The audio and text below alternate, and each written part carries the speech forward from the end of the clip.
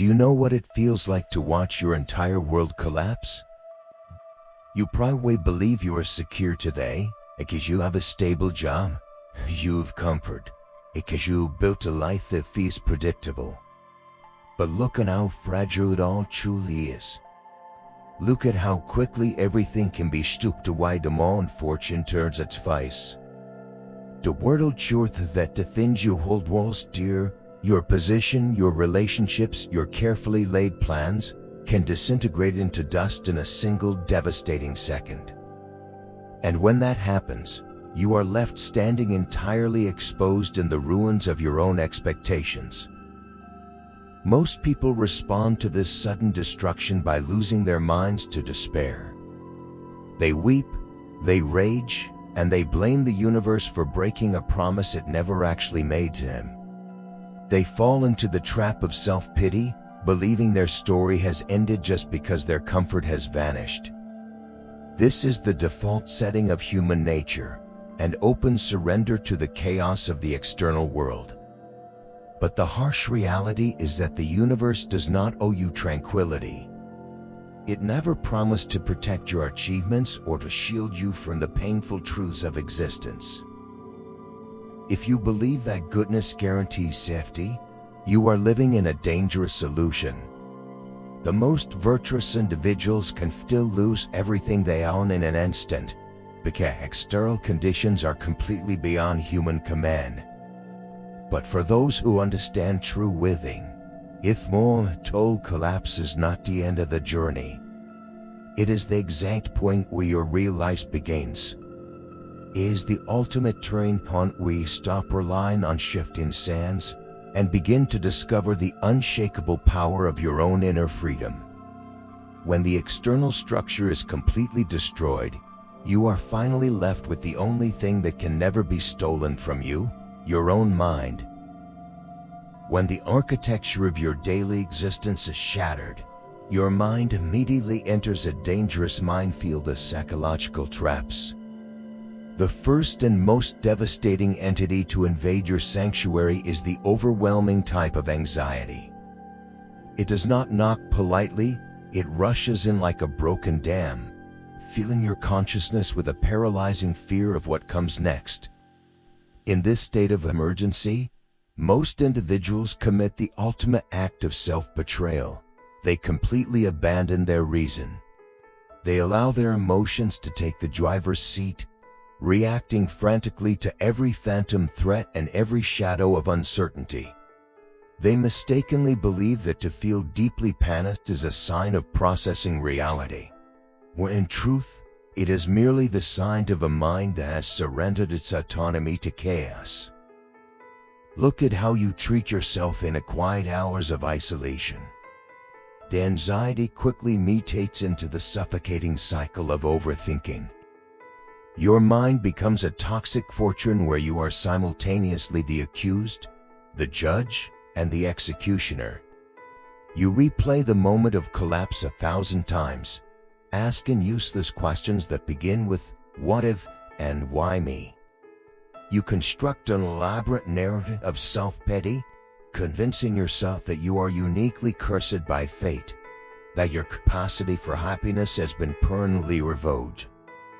The brutal truth is that the actual loss you suffered did its damage once, but your continuous ruminations and fitting that exact same wound upon their soul every single second of the day. You become your own tormentor, locked inside a prison of your own manufacturing. Why is this trap so incredibly prone? Because you spent your entire life committing a fundamental error in identity. You did not just have a career, you were your career. You did not just possess material wealth or a certain social standing, you allowed those external elements to define your complete worth as a human being. Therefore, when fortune stripped those assets away, you did not just experience an economic or social setback, you experience an irreversible death. You feel hollow, empty, and worthless, because you foolishly placed your happiness in custody of things that can be stolen, changed, or destroyed by a single stroke of bad luck. You handed the keys of your internal palace to the volatile whims of human nature and chance. To break these chains, you must first learn to observe the storm without becoming the storm. When the waves of grief, anger, and desperation crash against your chest, feel them. Recognize them as natural biological reactions to a sudden shift in your environment, but do not mistake them for the ultimate truth of who you are. Your feelings are merely waves passing through the sky, but you are the sky itself. The moment you stop feeding the overthinking with your attention, the cycle begins to lose its momentum. You must deliberately pull back your focus from the external ruins, which you cannot change, and direct it toward the single thing you still completely possess, your present choices. Understand that your worth was never tied to the items you lost. The title on your business card, the balance in your account, the applause of your peers, these were never yours to begin with. They were merely on loan from the universe. The true fabric of your character remains entirely intact. Your capacity to think clearly, to act justly, and to move with courage is not dependent on a stable external environment. In fact, the stability you previously enjoyed was an illusion that kept your spirit weak and untested. This current devastation is the mirror that will show you exactly who you are when the decorations are removed. Stop mourning the ghost of your past self. That version of you belonged to a world that no longer exists. Every second you waste wishing things were different is an act of rebellion against reality, a battle you are guaranteed to lose. Reclaim the immense energy you are currently using to maintain your misery. Disconnect your value from the debris and anchor it firmly within your commitment to mental resilience. You are being stripped down to your absolute foundation, not to destroy you, but to prepare you for a level of self-mastery that the comfortable version of you could never even comprehend. This is the great dividing line in human nature. The crowd will look at the destruction and see only a tragic conclusion, but the individual wisdom looks at the empty space and sees a clean canvas. The anxiety and the overthinking are simply the old habits of a mind that is terrified of freedom. Force yourself to step out of the reactive loop. Take command of the single, present second. Breathe through the discomfort, recognize the traps for what they are, and declare that your mind will no longer participate in its own destruction. Your transformation does not begin when the external storm clears. It be the exact moment for refuse to let that storm dictate the peace of your inner womb.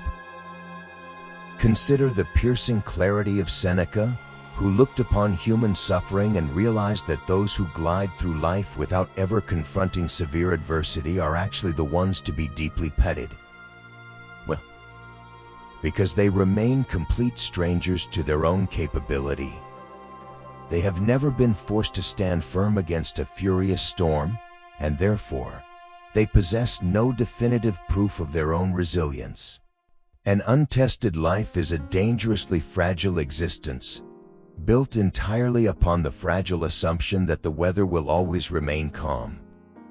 But you, who are currently standing amidst the smoking ruins of your previous comfort, you are no longer untested. You must train your mind to view this massive disruption not as a cruel penalty inflicted by a malicious universe, but as a necessary, unyielding crucible. A crucible is never designed to destroy the precious gold thing. Its sole purpose is to burn away the worthless impurities. When every single prop you once leaned upon is violently and abruptly kicked away, you are left with nothing but the absolute, raw core of your being. It is the exact home where authentic inner freedom is forged. The destruction of your external structure is the very catalyst required to awaken your internal fortitude. You are being granted the rare, supreme opportunity to discover precisely how much weight your spirit can bear without fracturing. The relative ease of your past life was a comfortable condition. What lulled you into a dangerous state of quiet vulnerability. It allowed you to falsely believe that your stability came from your surroundings, from your prestigious occupation, or from the temporary loyalty of others. But true tranquility is never a gift granted by external conditions. It is only ever manufactured through internal discipline. Now, that external illusion has been completely shattered. You are finally face to face with the raw, uncompromising reality of human nature and the shifting tides of fate. This is Mother Tragedy. This is the initiation of your genuine education in self-mastery. As you navigate this barren, difficult landscape, you will undoubtedly feel the heavy pull of sorrow and the sharp bite of uncertainty. Do not waste your energy attempting to numb these natural human sensations. Feel the profound ache of the loss, acknowledge the biological reality of your fear, and then immediately govern those feelings with unshakable emotional discipline. You are the ultimate, solitary guardian of your own mind. Let the pain serve as the physical evidence of your capacity to care, but use your sovereign reign to ensure it never degenerates into a permanent sea of suffering.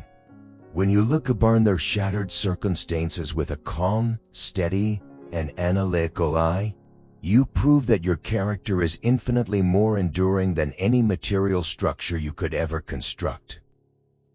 This is the absolute essence of the Stoic resilience that Seneca championed.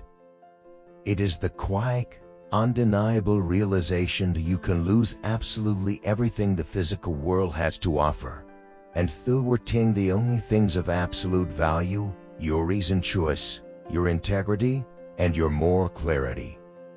The fire of this current crisis will not consume you. It will refine you. When you finally step forward from the ashes of this collapse, you will not be the same vulnerable person who entered it. You will emerge as a being of profound, unshakable steadiness, possessing an inner freedom that no future tragedy can ever threaten, and no stroke of bad fortune can ever diminish. Consider the piercing clarity of Seneca. Looked upon human suffering and realized that those who glide through life without ever confronting severe adversity are actually the ones to be deeply pitied. Why? Because they remain complete strangers to their own capability.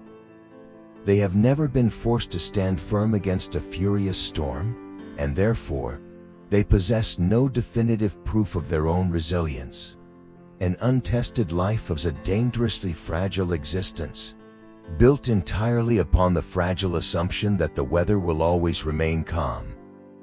But you, who are currently standing amidst the smoking ruins of your previous comfort, you are no longer untested. You must train your mind to view this massive disruption not as a cruel penalty inflicted by a malicious universe, but as a necessary, unyielding crucible. A crucible is never designed to destroy the precious gold thing. Its sole purpose is to burn away the worthless impurities. When every single prop you once leaned upon is violently and abruptly kicked away, you are left with nothing but the absolute, raw core of your being. This is the exact moment where authentic inner freedom is forged. The destruction of your external structure is the very catalyst required to awaken your internal fortitude. You are being granted your rare, supreme opportunity to discover precisely how much weight your spirit can bear without fracturing. The relative ease of your past life was a comfortable condition, but it lulled you into a dangerous state of quiet vulnerability.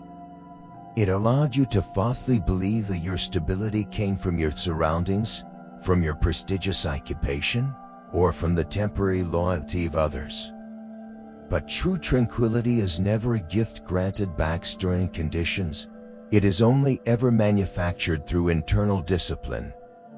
Now, that external illusion has been completely shattered. You are finally face to face with the raw, uncompromising reality of human nature and the shifting tides of fate. This is not a tragedy. This is the initiation of your genuine education and self-mastery. As you navigate this barren, difficult landscape, you will undoubtedly feel the heavy pull of sorrow and the sharp bite of uncertainty. Do not waste your energy attempting to numb these natural human sensations. Feel the profound ache of the loss. Acknowledge the biological reality of your fear, and they immediately govern those feelings with unshakable emotional discipline. You are the ultimate, solitary guardian of your own mind. Let the pain serve as the physical evidence of your capacity to care, but use your sovereign reason to ensure it never degenerates into a permanent state of suffering. When you look upon your shattered circumstances with a calm, steady, and analytical eye, you prove that your character is infinitely more enduring than any material structure you could ever construct. This is the absolute essence of the Stoic resilience that Seneca championed. It is the quiet, undeniable realization that you can lose absolutely everything the physical world has to offer, and still retain the only things of absolute value: your reasoned choice, your integrity, and your moral clarity. The fire of this current crisis will not consume you. It will refine you. When you finally step forward from the ashes of this collapse, you will not be the same vulnerable person who entered it. You will emerge as a being of profound, unshakable steadiness, possessing an inner freedom that no future tragedy can ever threaten, and no stroke of bad fortune can ever diminish. To transition from the theory of resilience into the theater of action, you must establish the absolute boundaries of your mental fortress. The first and most critical gate of this boundary is the profound practice of amor fati, the unconditional love of your fate. Look at the wreckage of your past, the sudden losses, the betrayals, the shattered expectations, and realize that they are completely unchangeable. To wish they were different, to argue with what has already occurred, is a form of madness that yields only suffering. Yours choose to not merely tolerate your fate, but to fully embrace it as the exact fuel your spirit requires. Every event that has brought you to this present second was necessary, and by accepting it without reservation, you instantly close the door on the leaks of regret. The second wall of your fortress regrets to completely silence the external noise of the crowd. When your life alters, the surrounding environment will naturally erupt with opinions, criticisms, and veiled judgments. The untrained mind absorbs this social feedback like a sponge, allowing the shallow perceptions of others to dictate its internal worth. You must recognize that the commentary of the public is entirely outside your control, and therefore, it is completely irrelevant to your character. Let them speak, let them speculate, let them pity or condemn. Their words belong to their own internal confusion, not to your reality. Establish an iron barrier between their lips and your ears, ensuring that no external poison is permitted to cross into the sanctuary of your mind. The fine boundary is the strict limitation of your own responsibility. When everything's fallen apart, you cannot fix the whole world at once, and you are not required to do so. You must narrow your vision down to a single, razor-sharp perimeter, focusing exclusively on the tiny, immediate actions that are within your direct power. Can you control the economic tide? No. Can you control the minds of those who left you? No. But you can control how you stand, how you breathe, and what you choose to do in the next 5 minutes. By shrinking your battlefield to the present second, you restrict the catastrophe scale and reclaim your focus. This is how you build a life of impenetrable boundaries. You accept the past through the lens of fate. You dismiss the chatter of the crowd as meaningless noise, and you anchor your energy purely within your current obligations. You are no longer trying to manage the entire storm, you are simply managing yourself within. This deliberate limitation is an admission of weakness, is the supreme demonstration of tactical wisdom. When you refuse to scatter your focus across the infinite variables of the external world, your internal power becomes concentrated, heavy, and unshakable. Let the world continue its chaotic dance outside your gates. Let the fortunes shift and the opinions change as they always do in accordance with human nature. You are no longer participating in the theater. You have drawn the line in the sand, you have set your watchman, and you have defined exactly what is allowed to touch your soul. Stand firm within the borders of your own reasoned choices, knowing that as long as your internal territory is governed by clarity, the external ruins have no capacity to bring you down. To withstand the ferocious assault of life's unpredictable storms, you must immediately construct an unyielding wall of practical boundaries around your consciousness. The first systemic barrier is the implementation of the control matrix, a rigorous practice of dividing your mental territory with absolute geometric precision. When anxiety threatens to hijack your rational thought, do not wander aimlessly through the font of your imagination. Take a physical piece of paper and draw a single, uncompromising line right down the center. On the left side, write the absolute truth, things completely outside of my governance. Beneath this, list a couple you lost, the decisions of the past, and the toxic opinions of an unexamined public. On the right side, write your singular domain, things entirely subject to my present choice.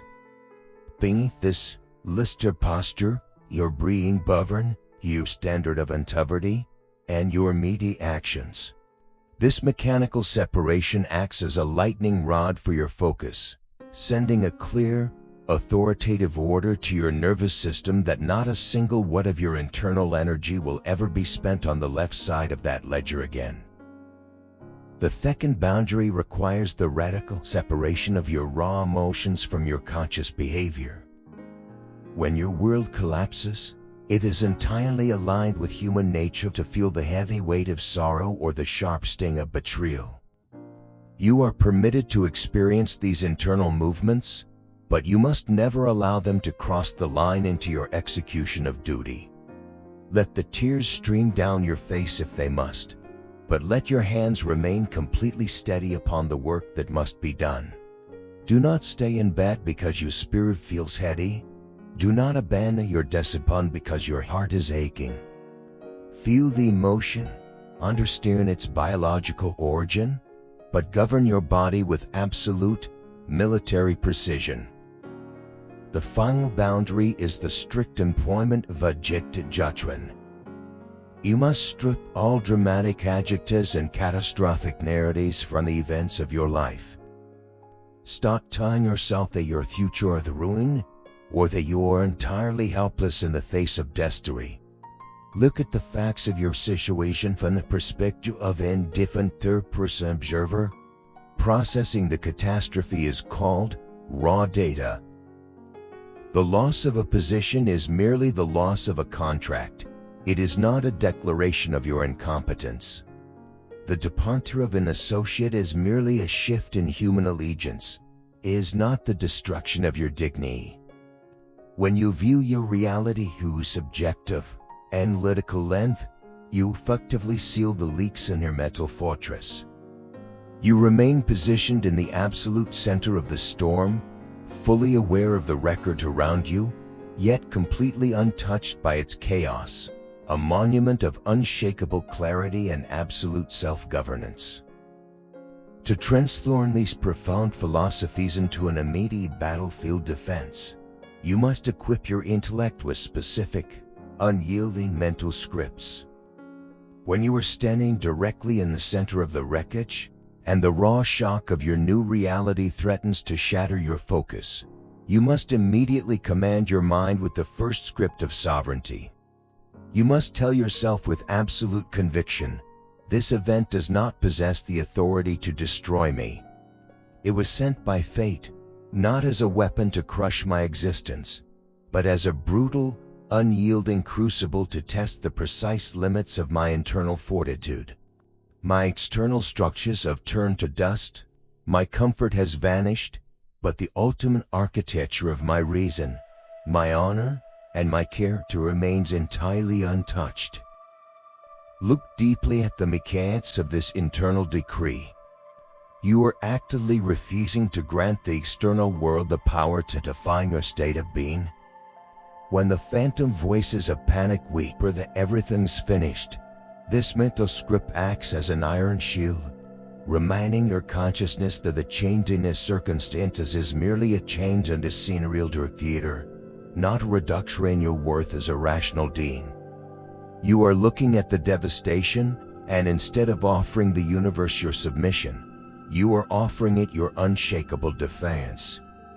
You are declaring that as long as you retain the capacity to choose your attitude, you remain completely undefeated. This brings us to the second defense, the script designed to neutralize the toxic, external chatter of the public. When the crowd looks at your collapse and begins to project their shallow judgments, their pity, or their silent condemnation, you must immediately recite this boundary within your soul.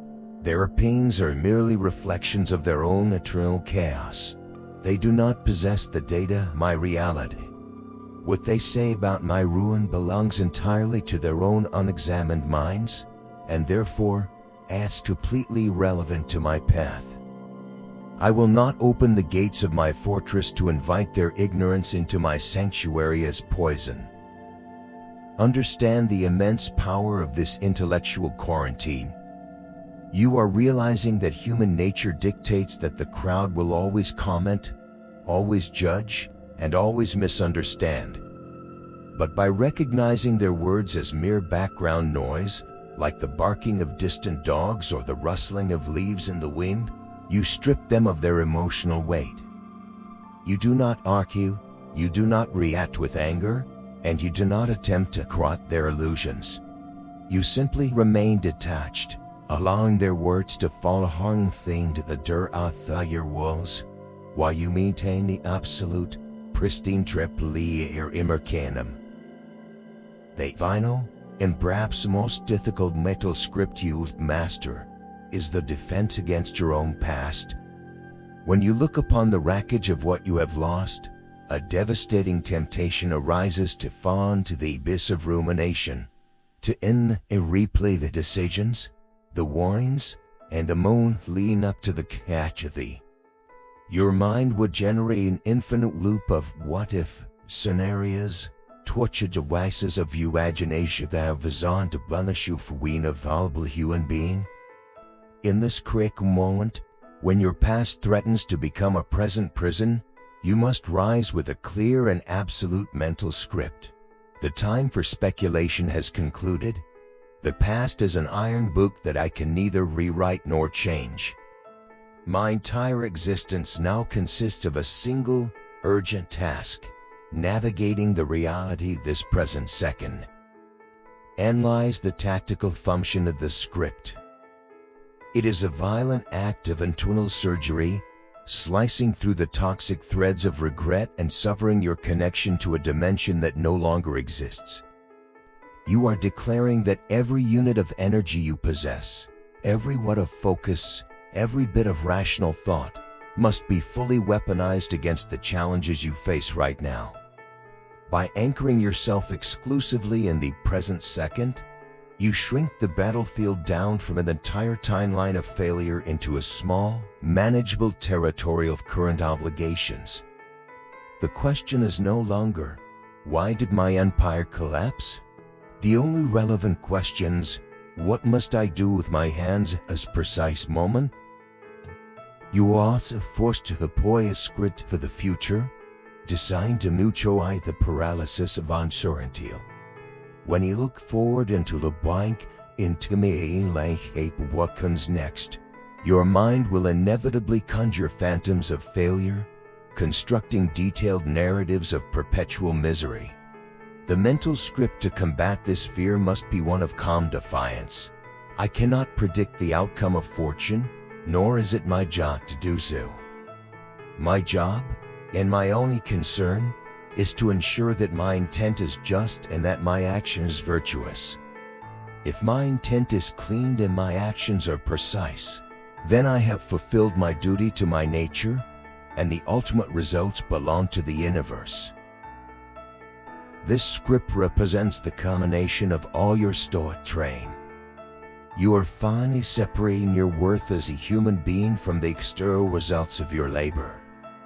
You are refusing to be a slave to the anxiety of outcome, focusing instead on the actual sovereignty via. By concentrating entirely on your intent and your actions, you eliminate the noise of fear, because you have defined success not by whether you win or lose, but by how flawlessly you play the hand fate has dealt you. You are standing amidst the ruins, refusing to look back in regret, and refusing to look forward in terror, because your gaze is entirely fixed upon the glorious, terrifying power of your own immediate choices. You are now standing at the absolute crossroads of your existence. The illusions of your past comfort have been entirely stripped away, and the raw, unvarnished truth of human vulnerability lies bare before your eyes. You can choose to remain among the ruins, weeping for a history that can never be rewritten, or you can choose to step forward into the glorious, terrifying responsibility of your own inner being. Remember the timeless laws of the masters. You do not control the winds of fortune, but you possess absolute, unyielding dominion over the sails of your own mind. Let the external world collapse if it might, for it was never yours to begin with. Your kingdom is within. This crisis is not your execution, it is your initiation. It is the unyielding anvil upon which your ultimate character is being forged. Do not look back with regret, and do not look forward with fear. Anchor your entire being in the absolute sovereignty of this present second, governing your emotions with reason, and executing your actions with false integrity. The fire of this adversity has burned away the impurities, leaving behind nothing but the diamond core of your true nature. Rise from these ashes, not as a victim of fate, but as a master of your response. Command your mind, secure your fortress, and let the universe witness the unshakable power of the human soul that refuses to break.